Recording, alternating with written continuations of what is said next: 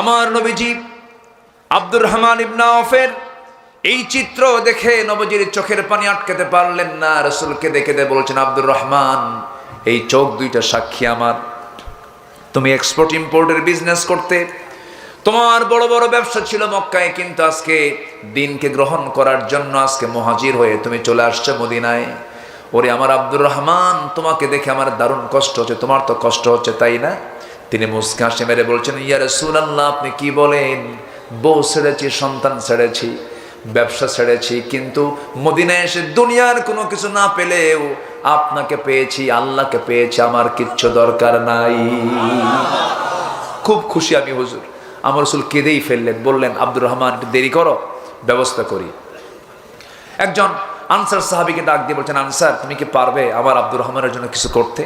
শুধু বলেছেন রাসূল, বলতে দেরি, কাজ করতে দেরি নেই। ঘোড়ার পিঠে চড়াইয়া মদিনার সবচাইতে বড় বড় দুটো বাগান খেজুরের দেখায় দিয়ে বললেন, আব্দুর রহমান, তোমার কোনটা চয়েস বলো, যেটা চয়েস সেটা এখনই দলিল হবে।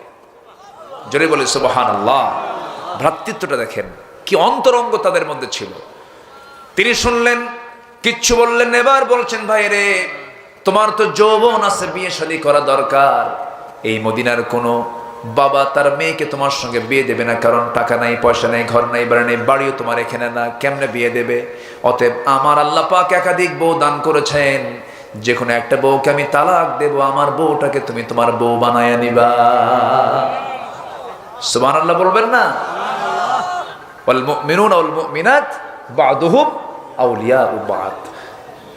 এই কথা শুনে আব্দুর রহমান খুব খুশি হয়ে গেলেন। আব্দুর রহমান ইবনে আওফ রাদিয়াল্লাহু তাআলা খুব খুশি হয়ে গেলেন।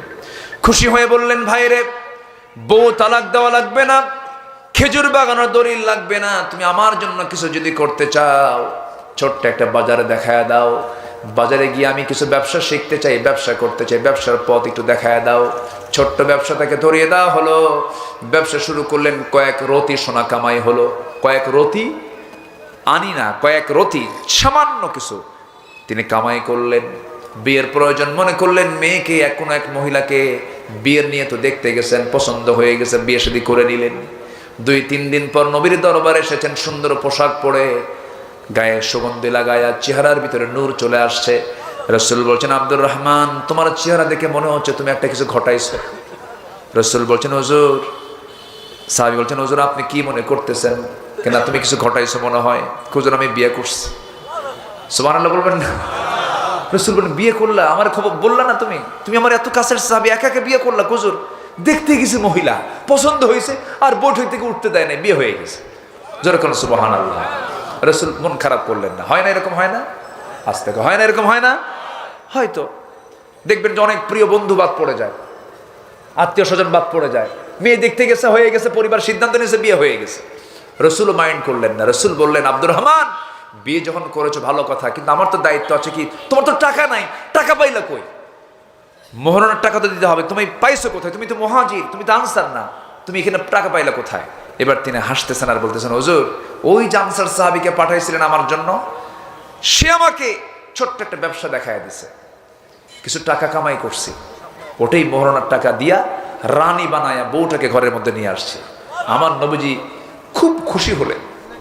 আমার নবীজি খুশি হয়ে বলেন, আল্লাহ, আমার আব্দুর রহমানের পরিবারে বরকত দাও, ব্যবসায়ে বরকত দিয়া দাও। আল্লাহ পাক তার দোয়াটা এমন সুন্দর করে কবুল করেছেন। আব্দুর রহমান ইবনে আওফের মৃত্যুর সময় তিনি তার পরিবারের 13 সন্তান রেখে যান। কত সন্তান? 13 সন্তান রেখে যান। আর তার সম্পদ আল্লাহ পাক এত বরকত দিয়েছিলেন যে তিনি তাবুক অভিযানের সময় একাই তিনি 3 বস্তা সোনা দান করেছিলেন। মৃত্যুর সময় তার 13 জন সন্তান যে রেখে গেছেন, মৃত্যুর সময়, মৃত্যুর পর তার সন্তানরা তার সোনাগুলো যে পরিমাণ রেখে গেছেন, সোনাগুলো ভাগ করার জন্য কুড়াল দিয়ে কেটে কেটে সোনাগুলো ভাগ করতে হয়েছিল। জোরে বলি আল্লাহু আকবার, আরো জোরে আল্লাহু আকবার। ভ্রাতৃত্বের দরকার আছে না নাই বলেন তো? আছে। এই ভ্রাতৃত্ব তৈরি করে নামাজ কায়েমের সংগ্রাম করব আমরা। সৎ কাজের আদেশ দেব, অসৎ কাজের বাধা দেব, যাকাত ভিত্তিক সমাজ ব্যবস্থা গড়ে তুলব। জোরে বলি ইনশাআল্লাহ। ওয়া ইউতুনা যাকাত ওয়া ইউতিউনা আল্লাহ রাসূলা। এবং জীবনের সকল জায়গায় আমরা আনুগত্য করব আল্লাহ এবং তার রাসূলের। জোরে বলি ইনশাআল্লাহ। আল্লাহ বলছেন এটার ফলাফল হলো আমার রহমত পাবে তারা, আমি তাদেরকে মাফ করে দেব। জোরে বলে সুবহানাল্লাহ। আল্লাহ রাব্বুল আলামিন বলেন হুয়াল্লাযী ইউরীকুমুল বারকা খাওফান ওয়া তামাআন ওয়া ইউনশিস সাহাবাস সিকাল। আরেক জায়গায় বলছেন আওয়ালাম ইয়ারাল্লাযীনা কাফারু আন্নাস সামাওয়াতি ওয়াল আরদা কানাতা রাতকান ফাফাতাকনাহুমা وجعلنا من الماء كل شيء حي। কাফেররা কি দেখে না তারা যে ইথিজমে বিশ্বাস করে, তারা যে নাস্তিক হয়ে বসে আছে, তারা কি লক্ষ্য করে না আমি আল্লাহ রাব্বুল আলামিন আকাশ এবং জমিনকে এক জায়গায় রেখেছিলাম, প্রচন্ড ধাক্কার মধ্য দিয়ে আমি আল্লাহ মাঝখানে মহাশূন্যতা দিয়ে দিয়েছি। চিন্তা করা যায় কোরআন কত আগে বলে দিচ্ছে, যে যুগে মানুষ জানতোই না এগুলো কিছু। আল্লাহ রাব্বুল আলামিন এই বৃষ্টির তথ্যটা কত আগে জানায় দিলেন, কত আগে এই বিষয়টা ফাইন্ড আউট করলেন। হালে বিজ্ঞানে সেটা প্রমাণ করেছে। একটা আয়াত আল্লাহ রাব্বুল আলামিন ১৫০০ বছর আগে বললেন আল্লাহুল্লাযী ইউরসিলুর রিয়াহা ফাতুসীরু সাহাবান ফায়াবসুতুহু ফিস সামাই কাইফা ইয়াশা ويجعله كسفا فترى الودق يخرج من خلاله فإذا أصاب به من يشاء من عباده إذا هم يستبشرون। জোরে বলুন আল্লাহু আকবার। আবহাওয়া বিজ্ঞান বলতেছে যে বৃষ্টির জন্য প্রথমে বায়ুর প্রবাহ। কিসের প্রবাহ? বায়ুর প্রবাহ। এরপরে মেঘের স্তূপীকরণ, এবং সেই ঘনীভবন থেকেই বৃষ্টির মূল রহস্য উন্মোচিত হয়। অথচ আল্লাহ রাব্বুল আলামিন কত আগে সেম একই বক্তব্যই দিয়েছেন কোরআনের ভিতরে। সূরা রুমের ৪৮ নম্বর আয়াতে তিনি বলেন তিনি সেই মহান রব যিনি বায়ু প্রেরণ করেন, অতঃপর মেঘমালাকে তা সঞ্চারিত করে।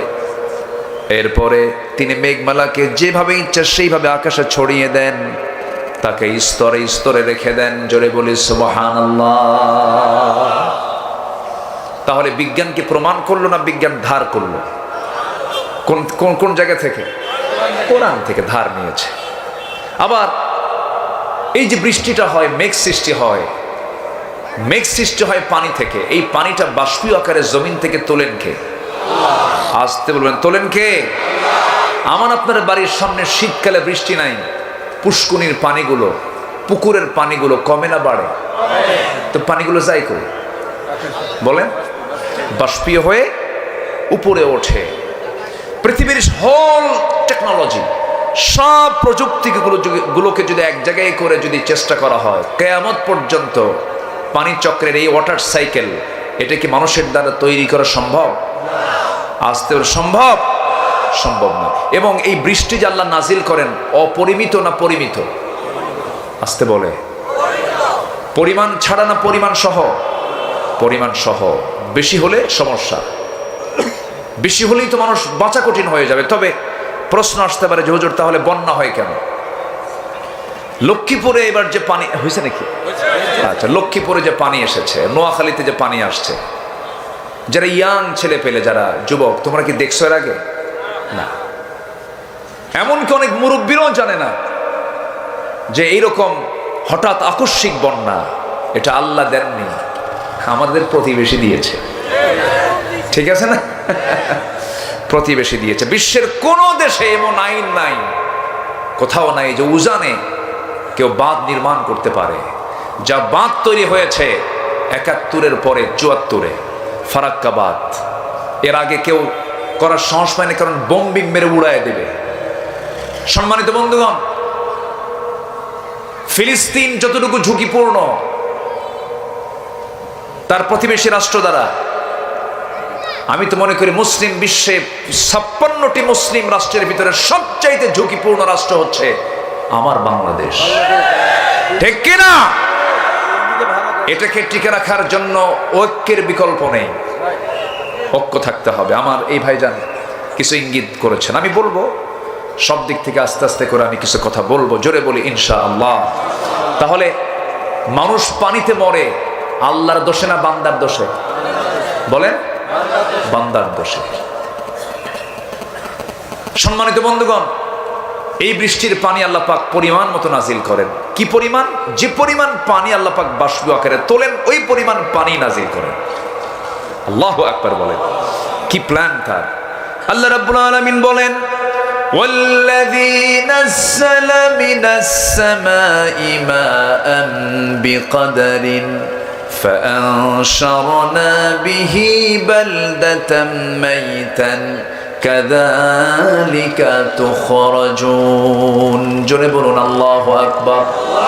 সূরাতুজ যুখরুফ আল্লাহ রাব্বুল আলামিন 11 নম্বর আয়াতে বলছেন, তিনি সেই মহান রব যিনি আকাশ থেকে বৃষ্টি নাজিল করেন বিকদারিন, পরিমাণ মতো করে। জোরে বলি সুবহানাল্লাহ।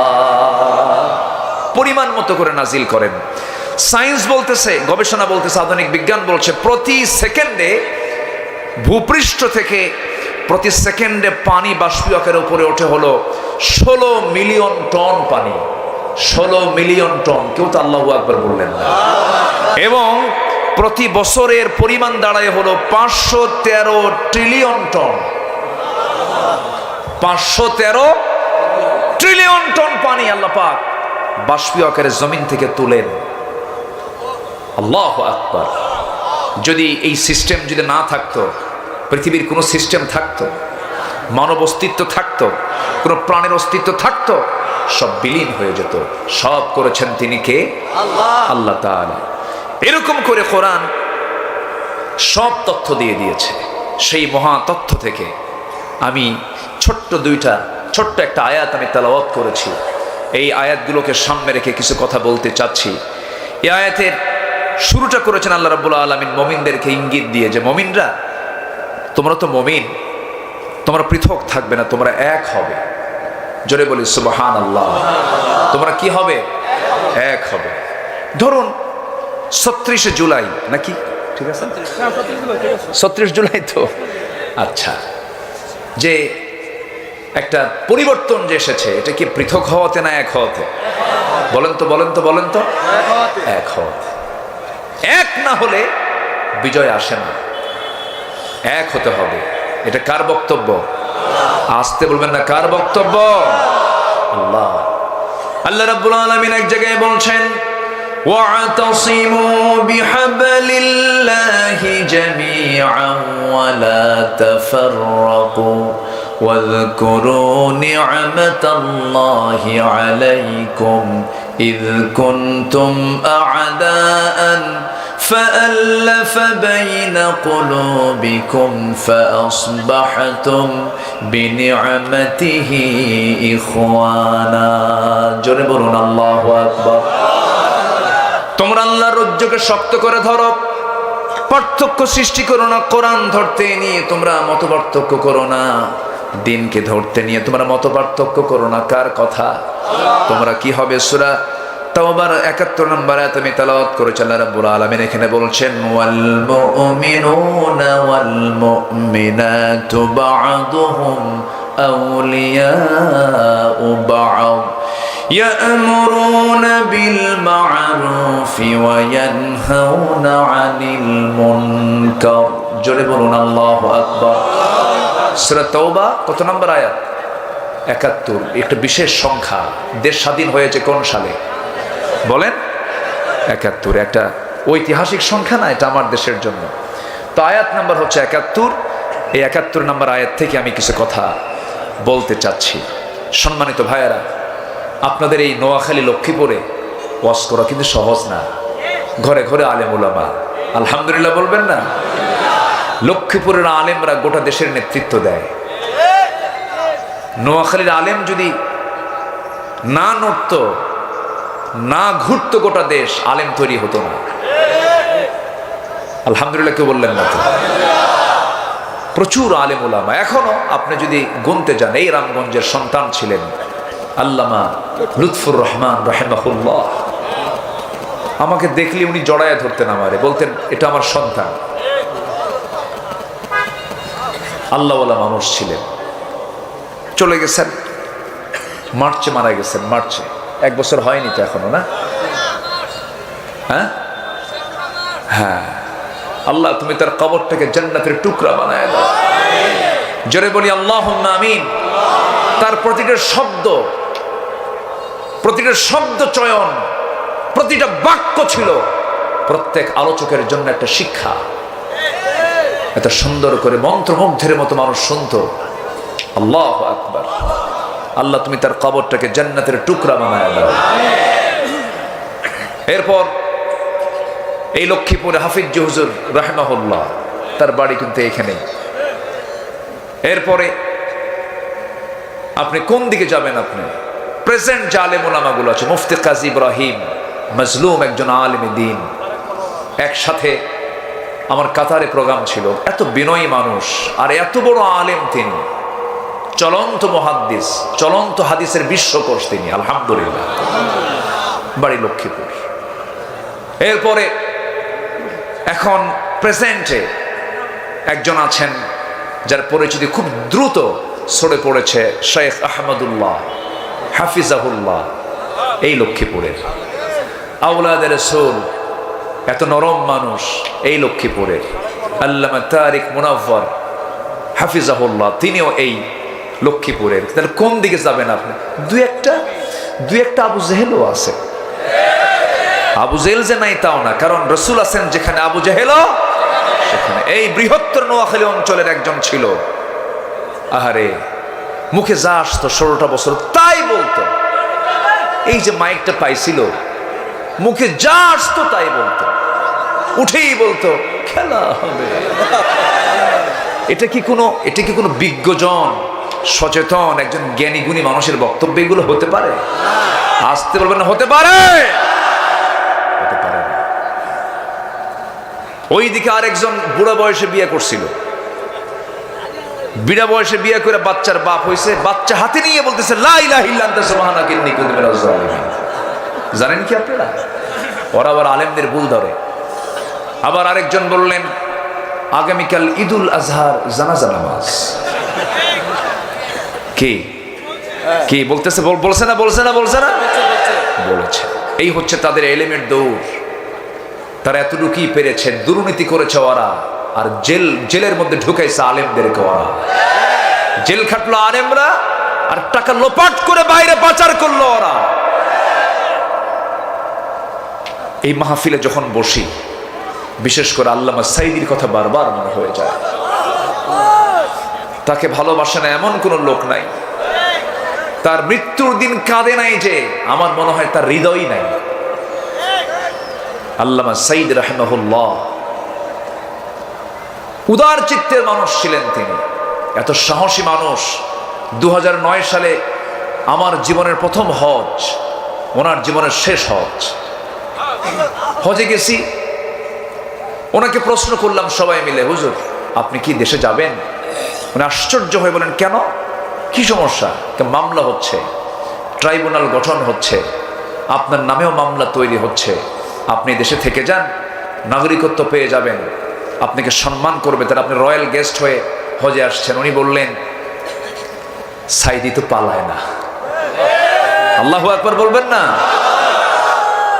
আমার দেশের জনগণ মানবতার জীবন যাপন করবে, আমি সেই দেশের জনগণ হয়ে আমি একজন ভাঙ্গাচুরা, আমার নেতৃত্বে মানুষ কথা শোনে, নেতা বাইরে থাকবে আর কর্মী মানবতার জীবন যাপন করবে। এই শিক্ষা রাসূল দেখে শিখান নাই। উনি দেশে ফিরেছেন, ফেরেন নাই?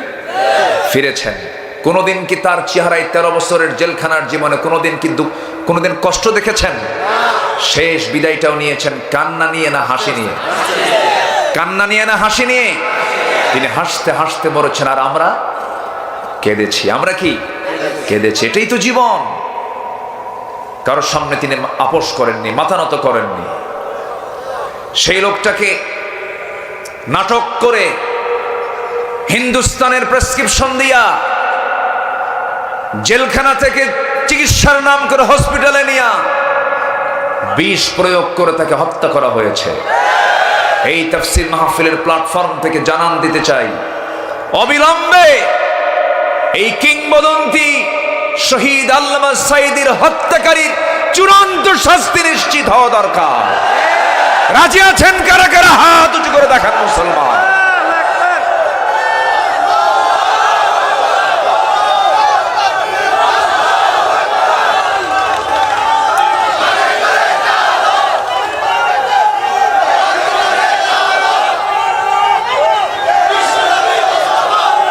আল্লাহ কবুল করুন, জোরে বলে আমিন, আরো জোরে আমিন।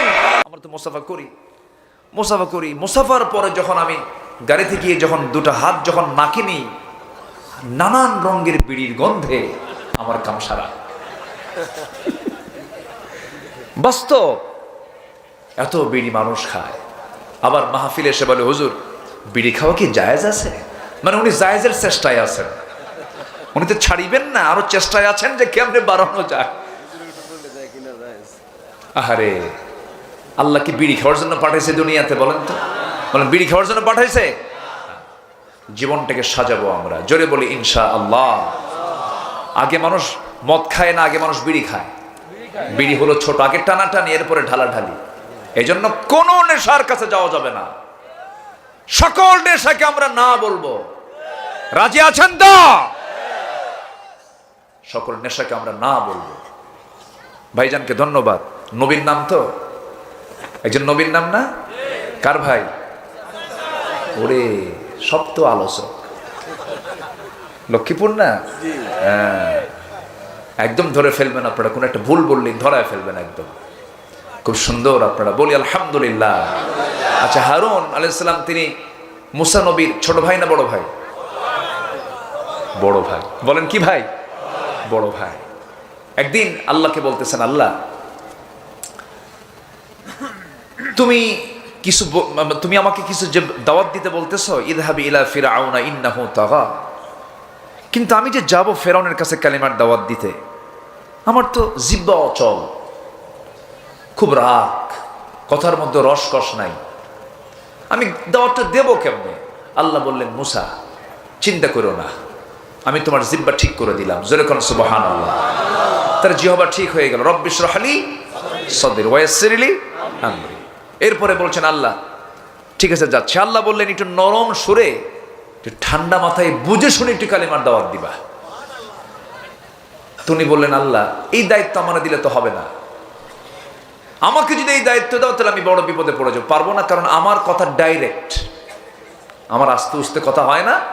তবে আমার ভাই হারুন খুব মিষ্টভাষী, খুব সুন্দর করে কথা বলতে পারে। আল্লাহ বললেন, মুসা তোমার মুখে যখন তোমার বড় ভাইয়ের প্রশংসাই শুনলাম, যাও এই মুহূর্তে নবুয়ত দিয়ে দিলাম। জোরে বলে সুবহানাল্লাহ। তাহলে কয় ভাই নবী?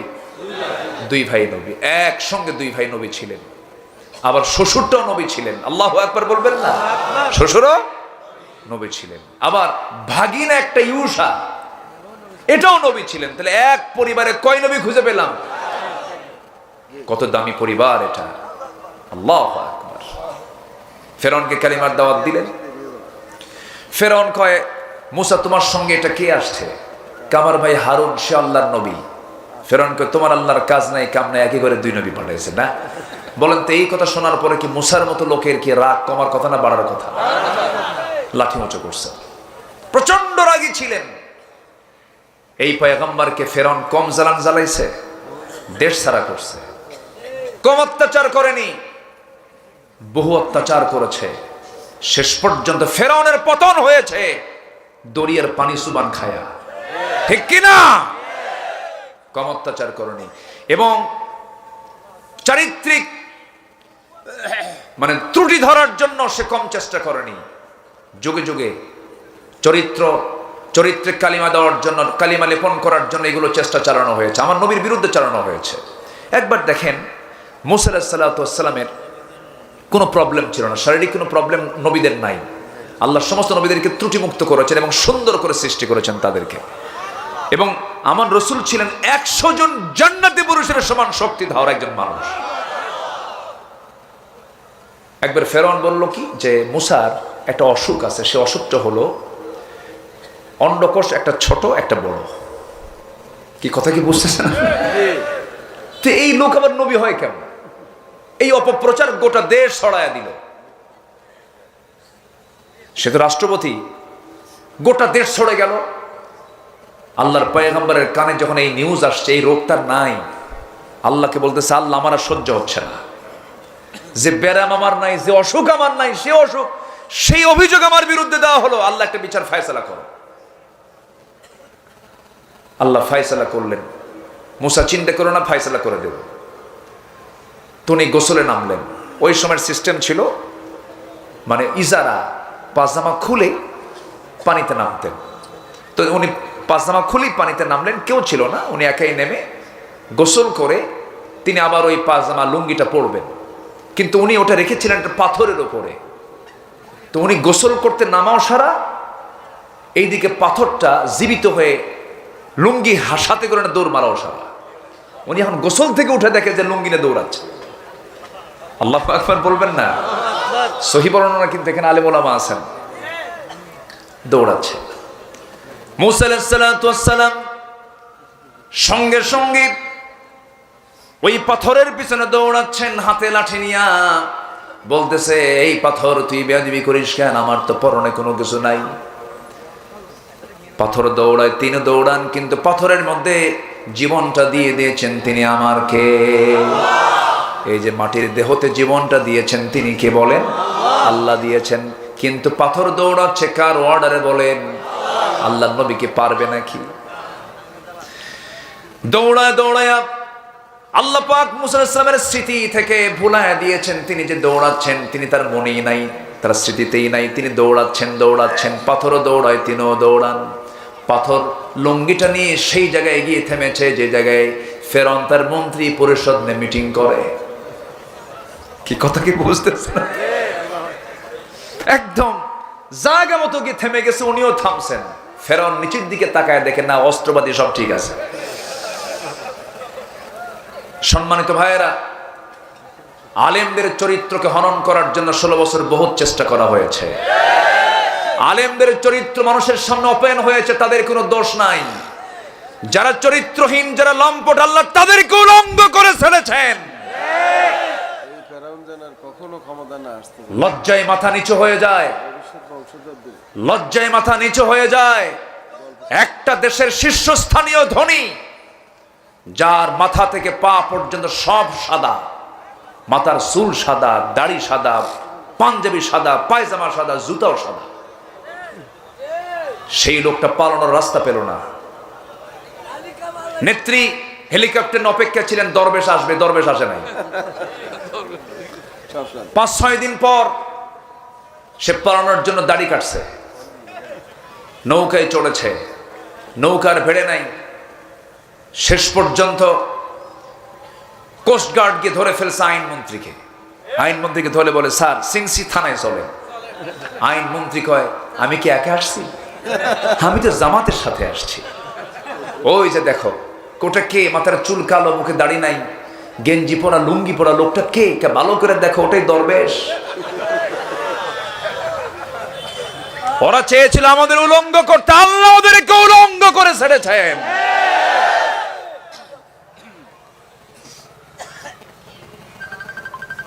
সম্মানিত ভাইয়েরা, সম্মানিত বন্ধুগণ, হকের বিজয় কে দেন? আসতে বলবেন না, হকের বিজয় কে দেন? আল্লাহ আছেন না নাই?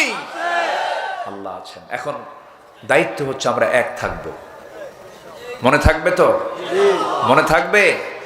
এক থাকতে হবে। কখনো পৃথক হবেন বিপদে পড়ে যাবেন। যদি পালান বিপদে পড়ে যাবেন। যুবকরা পালায় নাই। আমি তো ঢাকা স্টিল নাও ছিলাম। আল্লাহ এদের কলেজায় যে কি সাহস দিয়েছিল, আল্লাহু আকবার। আমি অবাক। বাপ মা কোন সন্তানকে আটকে রাখতে পারে না। বলতেছে আমার আবু সাইদ, আমার ভাই মারা গেছে, হাত উঁচু করে গুলির সামনে দাঁড়িয়েছে, আমরা কেমনে বাড়িতে থাকি? সবগুলো রাস্তায় নেমে গেছে। ছোট্ট 7 বছরের বাচ্চা যে পুলিশকে থাপড়ায়, চিন্তা করা যায়? মুগ্ধ পানি বিতরণ করে। আপনি মুগ্ধের মাকে কি সান্ত্বনা দিবেন? আপনি আবু সাঈদের মা আমি দেখতে গেছিলাম, আপনি কি দিয়ে সান্ত্বনা দিবেন? আপনি কি পারবেন আবু সাঈদকে ফেরত দিতে? তারা জীবন এমনি এমনি দেয়নি, ওদের অবদানকে অস্বীকার করার কোনো সুযোগই নাই। ঠিক কিনা বলেন?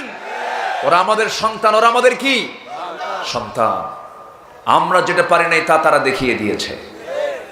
দুঃখ লাগে, এই জাতি খুব দ্রুত ভুলে যায় সবকিছু। এটাই সমস্যা সবচাইতে। বলা যাবে না, কখনো বলা যাবে না।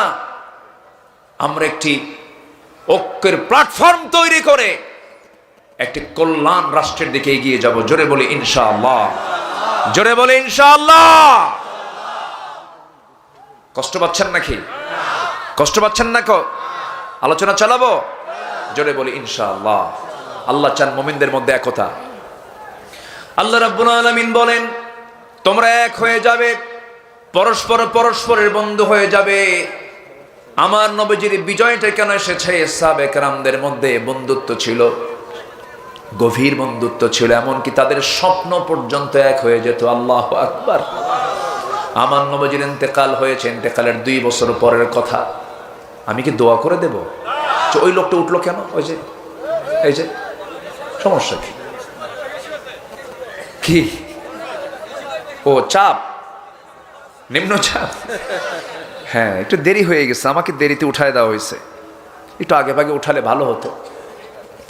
একটু বসেন না। ওই যে আবার আরেকজন উঠে, বসেন, একটু বসেন, ধৈর্য ধরেন। আমি একটু আর কিছুক্ষণ কথা বলবো, এই আয়াতটা শেষ হলেই তো হয়ে যাবে। একটু বসেন। উঠলে আমাদের কলিজার তারগুলো ছিঁড়তে থাকে, জানেন, আলোচনা হেরে যায়, খুঁজে পাই না। একটু বসেন, একটু বসেন। আমাদের যে হারুন ভাই কত ব্যস্ত মানুষ না, এই যে সামনে যারা বসে সবাই তো ব্যস্ত মানুষ, কত সুন্দর করে বসে আছেন। একটু বসেন না, আমরা একসঙ্গে দোয়া করবো ইনশাআল্লাহ। কষ্ট দিচ্ছি না তো? বসেন। আমার নবীর ইন্তেকালের 2 বছরের মাথায় খেলাফতের দায়িত্ব নিয়েছেন দ্বিতীয় খলিফা কে বলেন তো? যে বলেন দ্বিতীয় খলিফা ওমর। অনেকদিন আগে এক মাহফিলে বললাম, ওমরে ফারুককে চিনেন কে? সামনে থেকে ছোট্ট এক ছেলে দাঁড়ায় বলে, হুজুর আমি চিনি। কে? আমাদের বাড়ির দোতলায় ভাড়া থাকে। আমি শুনে বললাম, তুমি 100-তে 100 পাইছো, তোমার এলেম যদ্দূর তোমার উত্তর তদ্দূর, খুব ভালো হয়েছে। এই ওমর সে ওমর না যে ওমর জান্নাতের সংবাদ পেয়েও পাগলের মতো কাঁদতেন আল্লাহর ভয়, পাগলের মতো। আল্লাহু আকবার, পাগলের মতো কাঁদতেন। একদিন তার সাথে এক সাহাবী হাদিস বর্ণনা করছেন, কি মিসকাল হাববাতিন মিন কিবার, যার মধ্যে যাররা পরিমাণ অহংকার থাকবে সে জান্নাত পাবে না। এই হাদিস শোনা মাত্রই তিনি লাফ মেরে জমিনে পড়ে গেলেন। ধুলাই মলিন হয়ে যাচ্ছেন, শুধু গড়াগড়ি দিচ্ছেন মাটিতে আর বলতেছেন, ওমর। ওমরকে মানুষ সম্রাট বলে, ওমরকে মানুষ খলিফা বলে, ওমরকে মানুষ এত বড় মনে করে, ওমরের মধ্যে অহংকার ঢুকেছে মনে হয়। এই কথা বলে তিনি হাউমাউ করে কাঁদতেছেন। কেঁদে কেঁদে বলছেন, আল্লাহ তাআলা, আমার মনে হয় আমার মধ্যে অহংকার ঢুকেছে, আল্লাহ তুমি আমাকে মাফ করে দাও।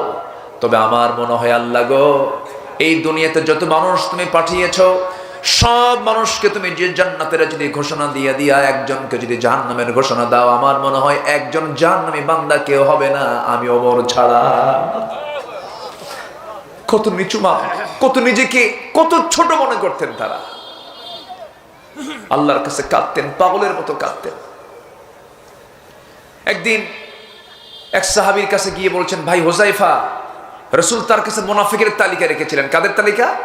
মুনাফিকদের তালিকা। ভাই হুযায়ফা দেখো তো, ওই মুনাফিকের তালিকার মধ্যে আমি ওমর, আমার নামটা আছে নাকি দেখো তো, আমার নামটা আছে কিনা দেখো। হুযায়ফা বলছেন, ভাই ওমর তুমি কি পাগল হইছো নাকি? তোমার নাম থাকবে কেন? তুমি তো জান্নাতি। সাইয়েদনা ওমর ফারুক বলছেন, না, আমার সন্দেহ লাগে, মনে হয় আমি মুনাফিক হয়ে গেছি। আমার ভাইয়েরা, আমরা নিজের জীবন কিনে সমালোচনা করব, জোরে বলি ইনশাআল্লাহ। সবার দোষ খোঁজার আগে নিজের দোষকে খুঁজে বের করার চেষ্টা করব, জোরে বলি ইনশাআল্লাহ। সেই সাইয়েদনা ওমরের শাসন আমলে হযরত আলী রাতের বেলা স্বপ্নে দেখতেছেন বিশ্বনবী তার দরজার সামনে দাঁড়ায় গেছেন। স্বপ্নে রাসূলকে দেখলে সে কি মিথ্যা দেখে না সত্য দেখে? সত্য। সাইয়েদনা আলী স্বপ্নের মধ্যে দেখলেন দরজার কাছে এসে রাসূল নিজে সালাম দিয়ে বলছেন, আলী বহুদিন যাবৎ দেখা হয় না, তোমার সঙ্গে সাক্ষাৎ করার জন্য আসছি আজকে। এই কথা বলে তার পাশে বসে গেলেন। বসেই রাসূল অনেকগুলো খেজুর থেকে মাত্র একটা খেজুর হাতের মধ্যে নিয়া 3টা আঙ্গুলে তুলে নিয়ে বলছেন, আলী মুখটা ফাঁকা করো, আমি তোমাকে খাওয়ায় দেই। বিসমিল্লাহ বলে তার মুখে দিয়ে দিলেন রাসূল। মুখের মধ্যে খেজুর দেওয়া সারা তার ঘুমটা ভেঙে গেছে। ঘুম ভাঙ্গার পরে তিনি লক্ষ্য করে দেখেন তার জিহ্বার ভিতরে তাজা খেজুরের স্বাদ ফুটে উঠেছে। চোখে পানি চলে আসছে। ওযু বানালেন, নামাজে দাঁড়ালেন সাইয়েদনা আলী। নামাজের মধ্যে হাওমা করে কাঁদতেছেন, ও আল্লাহ আমার জীবন আজকে ধন্য হলো, বহুদিন দেখি না রাসূলকে আজকে দেখতে পেলাম। শুকরিয়ার নামাজ পড়লেন, তাহাজ্জুদ নামাজ পড়লেন। আমার বন্ধুগণ, আল্লাহর যারা নিকটতম বান্দা তাদের কাছে নামাজ কিন্তু 5 ওয়াক্ত নয়। 5 ওয়াক্ত নামাজ হলো ফরজ নামাজ, আর ইমানদারদের জন্য 6 ওয়াক্ত নামাজ। 5 ওয়াক্ত হলো ফরজ, 1 ওয়াক্ত হলো নফল, তার নাম হলো তাহাজ্জুদ।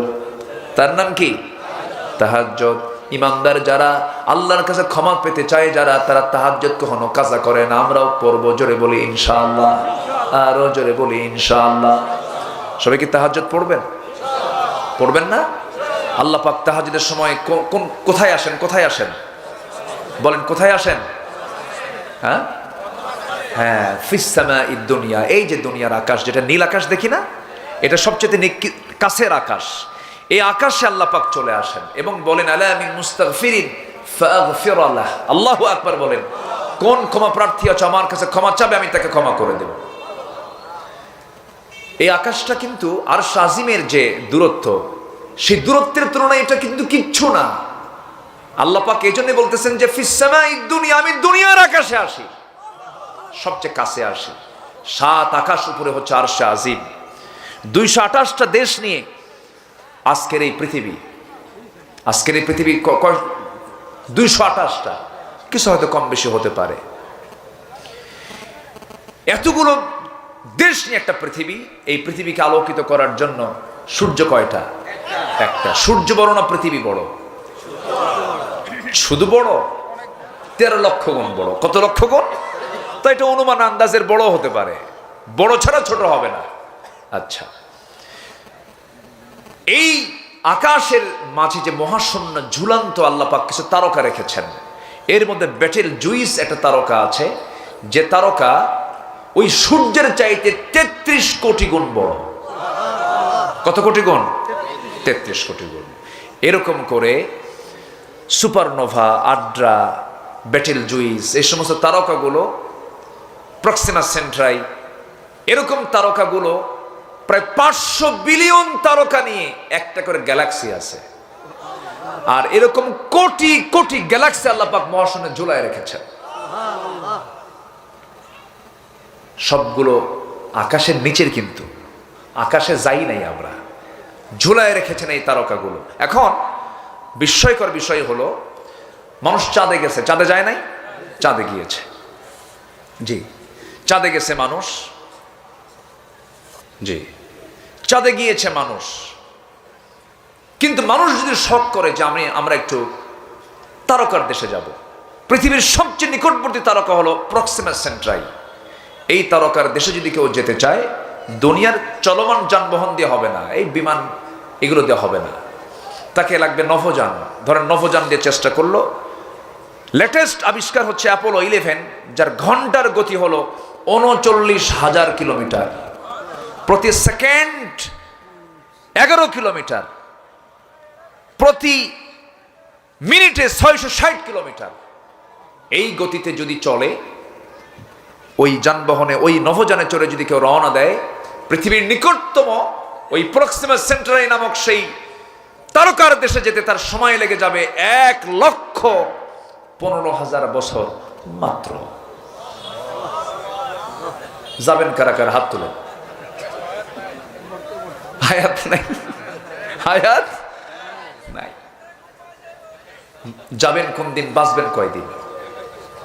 বলেন। এখন আমরা কিছু আমরা কিছু বলেন, এই যে অহংকারগুলো আমরা দেখাই, রাজাকারের নাতিপুতিরা চাকরি পাবে? হ্যাঁ, এই যে অহংকারগুলো যে দেখাই, এই অহংকারগুলোকে আমাদের মানায়? অহংকার দেখানো যাবে না। অহংকার কার? আসতে বলবেন না, কার? আল্লাহ। কখন যাবেন আপনি? অথচ আল্লাহ তাআলা নিজে অফার দিচ্ছেন, তুমি কি জানো আমি 7 শ্রেণীকে আর শাজিমের ছায়ায় জায়গা করে দেব। জোরে বলে সুবহানাল্লাহ। কে জায়গা করে দিবেন? আল্লাহ। সে আর শাজিমের ছায়ায় যাওয়া লাগবে না? কোন বিমানে চইরা? কোন বিমান? ও আল্লাহ নিব, ঠিক আছে, আল্লাহ নিবে। জি, জোরে বলি ইনশাআল্লাহ। আল্লাহ বলছেন, বান্দা আমি দুনিয়ার আকাশে আসি তোকে নেওয়ার জন্য। সুবহানাল্লাহ বলবেন না? তোকে জান্নাত নেব আমি দুনিয়ার আকাশে আসি, আমি দুনিয়ার আকাশে আসি। বান্দা যখন নামাজে দাঁড়ায়, আল্লাহ বান্দার সামনে দাঁড়ায় যান।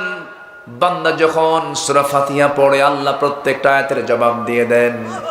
বান্দা যখন বলে আলহামদুলিল্লাহি রাব্বিল আলামিন, আল্লাহ বলেন হামিদানি আবদি আর রহমানির রহিম আথনা আলাইয়া আবদি মালিক ইয়াউমিদ্দিন মাজ্জাদানি আবদি ইয়াকা না'বুদু ওয়া ইয়াকা নাস্তাঈন। আল্লাহ বলেন হাদা বাইনি ওয়া বাইনা আবদি, বান্দা তুমি আমার কাছে কি চাও বলো ভালো করে। ইহদিনাস সিরাতাল মুস্তাকিম থেকে শুরু করে নিয়ে দাল্লিন পর্যন্ত যখন বলে, আল্লাহ বলেন বান্দারে যা চাইলি সব চাও আমি আল্লাহ রাব্বুল আলামিন কবুল করে নিলাম। বান্দা যখন সিজদায় চলে যায়, আল্লাহ সমস্ত ফেরেশতাদেরকে ডাক দিয়ে বলেন, ফেরেশতারা দেখ কোরআনকে বিশ্বাস করে নিয়েছে, ওর জীবনের সবচেয়ে গুরুত্বপূর্ণ অংশ, সবচেয়ে মূল্যবান অংশ মস্তকটা আমার জন্য সম্মান করে সেজদা দিয়েছে। বান্দারে আমি তোর কোনো কিছু দেখলাম না, তোর তামাম জিন্দেগীর গুনাহগুলো মাফ করে আমি আল্লাহ জান্নাত দিয়ে দিলাম। জোরে বলি সুবহানাল্লাহ। সবাইকে নামাজ পড়তে রাজি আছেন? 5 ওয়াক্ত নামাজ পড়বেন কারা কারা? একটু হাত তুলে দেখান দেখি। জোরে বলি ইয়া আল্লাহ, আমাদেরকে 5 ওয়াক্ত সালাত আদায় করার তৌফিক তুমি আল্লাহ দিয়া দাও। আল্লাহ সকল নেশা থেকে আমাদেরকে দূরে রাখো। জোরে বলি আমিন। বিড়ি খাওয়া যাবে না কিন্তু, কি ঠিক আছে না? কোন নেশার দিকে যাবেন না, আল্লাহ কবুল করুন। আচ্ছা, অজু কি বিড়ি খাওয়া শেখায়? অন্তত অজুর লক্ষ্য কি? মুখের গন্ধ রাখা? অজুর লক্ষ্য কি নিজের হাত পা কি অপরিচ্ছন্ন রাখা? নফল নামাজ, কিন্তু অজু করা কি? আসতে কয় নামাজ নফল, কিন্তু অজু করা ফরজ। তাহলে আল্লাহ পাক কেন দিয়েছেন? আর সেই নেশার দিকে আমরা কেন যাব ভাই? যাব না। জোরে বলি ইনশাআল্লাহ। নামাজ হবে কয় ওয়াক্ত? 5 ওয়াক্ত। নামাজ মূলত 5 ওয়াক্ত নামাজ। শুক্রবারের কোনো নামাজ সারা বছর সারা সপ্তাহ নাই, শুক্রবারে পড়তে গেছেন, এটা কোনো নামাজ না। এগুলো বদমাইশি, এগুলো আছে না? এগুলো আছে না বলেন তো? মসজিদের কোনো কমিটি যদি দেখেন, আপনার সেক্রেটারি যদি দেখেন যে বেনামাজি, 16 বছর ছিল, ভালো কথা। আপনার মসজিদ কমিটির সভাপতি যদি এখন দেখেন মদখোর, বিড়ি খায়, নেশা করে, সুদের কারবার করে, সময় এসেছে এখন কান ধরে বের করে দেওয়ার। ঠিক আছে না? যুবকরা, তোমার গ্রামে কোন ঘর থেকে কোন মহিলা বোরকা ছাড়া বের হয়? তুমি গ্রামের ইয়াং ছেলে, তোমার দায়িত্ব আছে, তুমি সংঘবদ্ধ শক্তি তৈরি করে একটা ইউনিটি করবে। তোমার গ্রামে কোন মহিলা কোন ঘর থেকে বোরকা ছাড়া বের হয়, ওই বাড়ির মুরব্বীকে বলবে আমাদের এই গ্রামে থাকতে হলে বোরকা ছাড়া বের হওয়া যাবে না। ইয়ামুরুনা বিল মারুফ ওয়া ইয়ানহাউনা আনিল মুনকার মান রাআ মিনকুম মুনকারান ফালিয়ুগাইয়িরহু বিয়াদিহি। কোনো কথা নাই। তোমার গ্রামের মাতব্বর নামাজটা ফাইন্ড আউট করলাম, ভ্রাতৃত্ব নিয়ে কথা বলছিলাম। সাইয়েদনা আলী তাহাজ্জুদ নামাজ পড়ে চলে গেছেন মসজিদে নামাজ পড়তে। মসজিদের ইমাম বেতনভুক্ত কোনো ইমাম না, মসজিদের ইমাম কোনো সরকারের কোনো কর্মচারী নয়। মসজিদের ইমাম হচ্ছেন, মদিনার ইমাম হচ্ছেন রাষ্ট্রের প্রধান সাইয়েদনা ওমর ফারুক রাদিয়াল্লাহু তাআলা আনহু। জোরে বলি আল্লাহু আকবার। নামাজে দাঁড়ায় গেছেন, যিনি শাসক হবেন তিনি নামাজ পড়াবেন, এটা সিস্টেম। নামাজে দাঁড়াইছেন।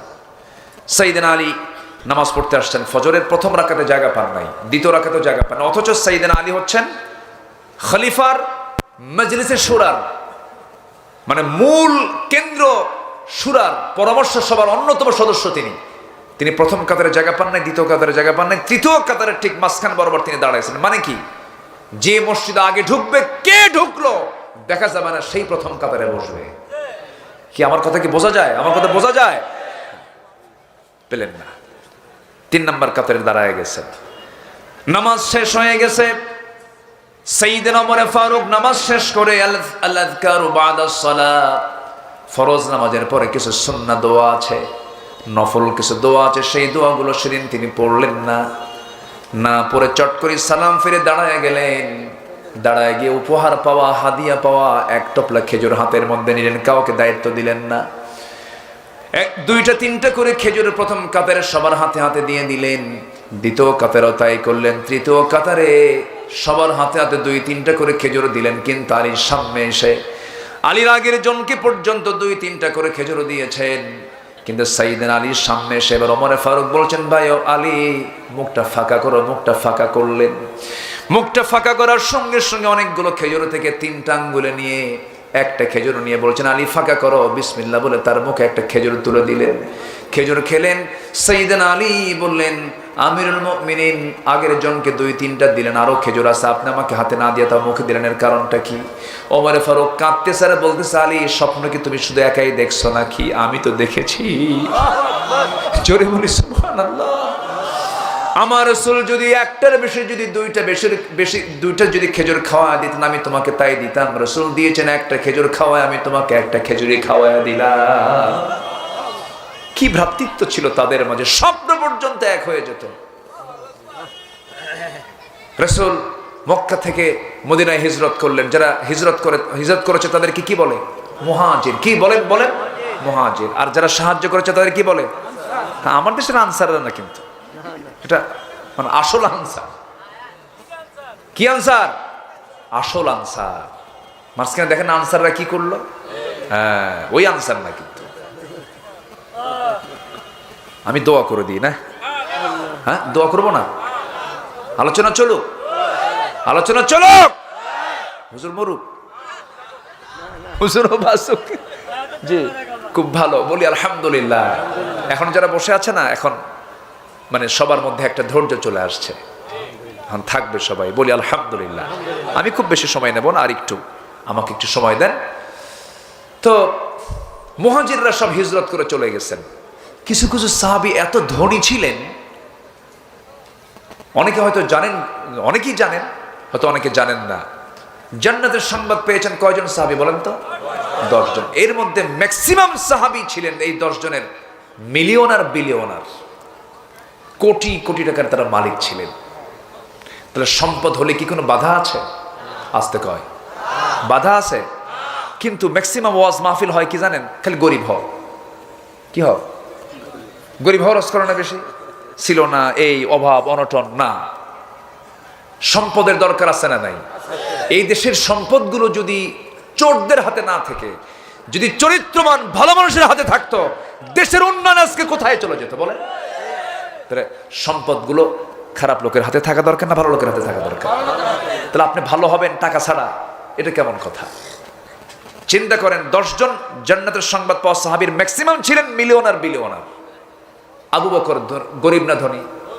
বলেন ধনী। রাসূলও নিজে ছিলেন গরিব না ধনী? কাকে বিয়ে করছিলেন বলেন? কাকে? খাদিজা কয় নাম্বার ধনী? তাহলে রাসূল কয় নাম্বার ধনী হয়ে গেছেন? আচ্ছা, ওসমান রাসূলের জামাই কি বলেন, গরিব না ধনী? একদিন রাসূলের কাছে এসে বলতেছে, হুজুর আপনি আমার জন্য দোয়া করেন, কি আমি যেন গরিব হই। আচ্ছা, এরকম দোয়া কি প্রেজেন্ট ওয়ার্ল্ডে কেউ চাওয়ার মতো আছে? কেউ বলবে হুজুর একটু দোয়া করেন আমি যেন গরিব হয়ে যাই? এরকম দোয়া কেউ চাবে? রাসূল বলেন, ওসমান তুমি এরকম করে দোয়া চাচ্ছ কেন? হুজুর যেটাই হাত দিই সেটাই সোনা হয়ে যায়, সাইড দিলেও সোনা হয়ে যায়, এত সম্পদ আর ভাল লাগে না হুজুর, আপনি আমার জন্য দোয়া করেন আমি যেন গরিব হয়ে যাই। রাসূল বললেন, তাই? হ্যাঁ হুজুর, আমার আর ভাল লাগতেছে না, এত হিসাব টিসাব আর ভাল লাগে না। রাসূল বললেন, আচ্ছা তুমি চলন্ত উটের পিঠে যখন চড়ে বেড়াও, উট কিন্তু অনেক উঁচা, আমি উটের পিঠে ওই যে তায়েফ গেলে মক্কায় গেলে উঠি, রাসূল উঠছেন তো, সে পা গুলো কত বড়, মানে ও হাঁটে, আমরা দৌড়াও পারবো না, অনেক রেস, মরুভূমির জাহাজ বলে। তো উটের উপরে চড়ে থাকা কিন্তু সহজ না, ঝাঁকি লাগে। রাসূল বলেন, ওসমান তুমি যখন উটের পিঠে ওঠো তখন যদি তোমার খাওয়ার প্রয়োজন হয় তুমি খাও কেমন? চলন্ত উঠেই খাই, চলতেছে খাচ্ছি, কিন্তু যখন আমার হাত থেকে যদি একটা দানাও যদি পড়ে যায়, ছোট্ট দানা, আমি উটকে বসাই, বসায় সেই দানা তুলি, ধুইয়া আবার খাই। রাসূল বললেন, তোমার জন্য দোয়া করে কামাবে না, তোমার সম্পদ কোনোদিন কমবে না, তোমার সম্পদ বাড়বে। জোরে বলুন সুবহানাল্লাহ। তাদের সম্পদ কখনো কমেছে? বাড়ছে। আল্লাহ বরকত দিয়ে দিয়েছেন, সম্পদ দিয়ে ইসলামের কাজ হয়েছে। আল্লাহু আকবার বলেন। তেমন একজন ধনী সাহাবী ছিলেন, আরেকজন জান্নাতের সংবাদ পাওয়া, আব্দুর রহমান ইবনে আউফ। আব্দুর রহমান ইবনে আউফ তিনি মদিনায় চলে যাওয়ার পর বউ বাচ্চা সব মক্কায় ছেড়ে তিনি চলে গেছেন মদিনায়। নবীর সামনে একদিন বসে আছেন, মদিনার মসজিদের খুঁটিতে হেলান দিয়ে তিনি বসে আছেন, ইতিমের মতো, অসহায়ের মতো। আমার নবীজি আব্দুর রহমান ইবনে আউফের এই চিত্র দেখে নবীজির চোখের পানি আটকাতে পারলেন না। রাসূলকে দেখে বলছেন, আব্দুর রহমান, এই চোখ দুইটা সাক্ষী আমার, তুমি এক্সপোর্ট ইম্পোর্টের বিজনেস করতে, তোমার বড় বড় ব্যবসা ছিল মক্কায়, কিন্তু আজকে দিনকে গ্রহণ করার জন্য আজকে মুহাজির হয়ে তুমি চলে আসছো মদিনায়। ওরে আমার আব্দুর রহমান, তোমাকে দেখে আমার দারুণ কষ্ট হচ্ছে, তোমার তো কষ্ট হচ্ছে তাই না? তিনি মুস্কি হাসি মেরে বলছেন, ইয়া রাসূলুল্লাহ, আপনি কি বলেন? বউ ছেড়েছি, সন্তান ছেড়েছি, ব্যবসা ছেড়েছি, কিন্তু মদিনায় এসে দুনিয়ার কোনো কিছু না পেলেও আপনাকে পেয়েছি, আল্লাহকে পেয়েছি, আমার কিচ্ছু দরকার নাই। খুব খুশি আমি হুজুর। আমার রাসূল কেঁদেই ফেললেন, বললেন, আব্দুর রহমান একটু দেরি করো, ব্যবস্থা করি। একজন আনসার সাহাবীকে ডাক দিয়ে বলছেন, আনসার, তুমি কি পারবে আমার আব্দুর রহমানের জন্য কিছু করতে? শুধু বলেছেন রাসূল, বলতে দেরি, কাজ করতে দেরি নেই। ঘোড়ার পিঠে চড়াইয়া মদিনার সবচাইতে বড় বড় দুটো বাগান খেজুরের দেখায় দিয়ে বললেন, আব্দুর রহমান, তোমার কোনটা চয়েস বলো, যেটা চয়েস সেটা এখনই দলিল হবে। জোরে বলে সুবহানাল্লাহ। ভ্রাতৃত্বটা দেখেন, কি অন্তরঙ্গ তাদের মধ্যে ছিল। তিনি শুনলেন, কিচ্ছু বললেন। এবার বলছেন, ভাই রে, তোমার তো যৌবন আছে, বিয়ে শাদী করা দরকার। এই মদিনার কোনো বাবা তার মেয়েকে তোমার সঙ্গে বিয়ে দেবে না, কারণ টাকা নাই, পয়সা নাই, ঘর নাই, বাড়ি নাই, বাড়িও তোমার এখানে না, কেমনে বিয়ে দেবে? অতএব আমার আল্লাহ পাক একাধিক বউ দান করেছেন, যে কোনো একটা বউকে আমি তালাক দেব, আমার বউটাকে তুমি তোমার বউ বানায়া নিবা। সুবহানাল্লাহ বলবেন না? ওয়াল মুমিনুনা ওয়াল মুমিনাত বা'দুহুম আউলিয়াউ বা'দ। এই কথা শুনে আব্দুর রহমান খুব খুশি হয়ে গেলেন। আব্দুর রহমান ইবনে আউফ রাদিয়াল্লাহু তাআলা খুব খুশি হয়ে গেলেন। খুশি হয়ে বললেন, ভাই রে, বউ তালাক দেওয়া লাগবে না, খেজুর বাগানের দলিল লাগবে না, তুমি আমার জন্য কিছু যদি করতে চাও, ছোট্ট একটা বাজারে দেখায় দাও, বাজারে গিয়ে আমি কিছু ব্যবসা শিখতে চাই, ব্যবসা করতে চাই, ব্যবসার পথ একটু দেখায় দাও। ছোট্ট ব্যবসাটাকে ধরিয়ে দেওয়া হলো, ব্যবসা শুরু করলেন। কয়েক রতি সোনা কামাই হলো, কয়েক রতি আনি না, কয়েক রতি, সামান্য কিছু তিনি কামাই করলেন। বিয়ের প্রয়োজন মনে করলেন, মেয়েকে কোনো এক মহিলাকে বিয়ের নিয়ে তো দেখতে গেছেন, পছন্দ হয়ে গেছে, বিয়ে শাদী করে নিলেন। 2-3 দিন পর নবীর দরবারে এসেছেন, সুন্দর পোশাক পরে, গায়ে সুগন্ধি লাগায়া, চেহারার ভিতরে নূর চলে আসছে। রাসূল বলছেন, আব্দুর রহমান, তোমার চেহারা দেখে মনে হচ্ছে তুমি একটা কিছু ঘটাইছো। রাসূল বলছেন, হুজুর। সাহাবী বলছেন, হুজুর, আপনি কি মনে করতেছেন? কেন, তুমি কিছু ঘটাইছো মনে হয়? হুজুর, আমি বিয়ে করছি। সুবহানাল্লাহ বলবেন না? রাসূল বলেন, বিয়ে করলা? আমার খবর বললা না তুমি? তুমি আমার এত কাছের সাহাবী, একা একা বিয়ে করলা? হুজুর, দেখতে গেছে মহিলা, পছন্দ হয়েছে, আর বৈঠক থেকে উঠতে দেয় না, বিয়ে হয়ে গেছে। জোরে কোন সুবহানাল্লাহ। রাসূল মন খারাপ করলেন না। হয় না এরকম? হয় না? আজ থেকে হয় না এরকম? হয় না? হয়তো দেখবেন যে অনেক প্রিয় বন্ধু বাদ পড়ে যায়, আত্মীয় স্বজন বাদ পড়ে যায়, মেয়ে দেখতে গেছে, হয়ে গেছে, পরিবার সিদ্ধান্ত নিয়েছে, বিয়ে হয়ে গেছে। রাসূলও মাইন্ড করলেন না। রাসূল বললেন, আব্দুর রহমান, বিয়ে যখন করেছো ভালো কথা, কিন্তু আমার তো দায়িত্ব আছে, কি, তোমার তো টাকা নাই, টাকা পাইলা কই? মোহরানার টাকা তো দিতে হবে, তুমি পাইছো কোথায়? তুমি তো মুহাজির, তুমি তো আনসার না, তুমি এখানে টাকা পাইলা কোথায়? এবার তিনি হাসতেছেন আর বলতেছেন, হুজুর, ওই যে আনসার সাহাবীকে পাঠাইছিলেন আমার জন্য, সে আমাকে ছোট্ট একটা ব্যবসা দেখায় দিছে, কিছু টাকা কামাই করছি, ওটাই মোহরানার টাকা দিয়া রানী বানায়া বউটাকে ঘরের মধ্যে নিয়ে আসছে। আমার নবীজি খুব খুশি হলেন। আমার নবীজি খুশি হয়ে বলেন, আল্লাহ, আমার আব্দুর রহমানের পরিবারে বরকত দাও, ব্যবসায়ে বরকত দিয়া দাও। আল্লাহ পাক তার দোয়াটা এমন সুন্দর করে কবুল করেছেন। আব্দুর রহমান ইবনে আউফের মৃত্যুর সময় তিনি তার পরিবারের 13 সন্তান রেখে যান। কত সন্তান? 13 সন্তান রেখে যান। আর তার সম্পদ আল্লাহ পাক এত বরকত দিয়েছিলেন যে তিনি তাবুক অভিযানের সময় একাই তিনি 3 বস্তা সোনা দান করেছিলেন। মৃত্যুর সময় তার 13 জন সন্তান যে রেখে গেছেন, মৃত্যুর সময়, মৃত্যুর পর তার সন্তানরা তার সোনাগুলো যে পরিমাণ রেখে গেছেন, সোনাগুলো ভাগ করার জন্য কুড়াল দিয়ে কেটে কেটে সোনাগুলো ভাগ করতে হয়েছিল। জোরে বলি আল্লাহু আকবার, আরো জোরে আল্লাহু আকবার। ভ্রাতৃত্বের দরকার আছে না নাই বলেন তো? আছে। এই ভ্রাতৃত্ব তৈরি করে নামাজ কায়েমের সংগ্রাম করব আমরা। সৎ কাজের আদেশ দেব, অসৎ কাজের বাধা দেব, যাকাত ভিত্তিক সমাজ ব্যবস্থা গড়ে তুলব। জোরে বলি ইনশাআল্লাহ। ওয়া ইউতুনা যাকাত ওয়া ইউতিউনা আল্লাহ রাসূলা। এবং জীবনের সকল জায়গায় আমরা আনুগত্য করব আল্লাহ এবং তার রাসূলের। জোরে বলি ইনশাআল্লাহ। আল্লাহ বলছেন এটার ফলাফল হলো আমার রহমত পাবে তারা, আমি তাদেরকে মাফ করে দেব। জোরে বলি সুবহানাল্লাহ। অনেক কথাগুলো বলে ফেলেছি, কষ্ট দিয়ে ফেলেছি আপনাদের। যে আমরা এখন নামাজের মতো করে বসি, আমরা আল্লাহর কাছে চাবো আল্লাহ যেন আমাদেরকে মাফ করে দেন। জোরে বলি আল্লাহুম্মা আমিন।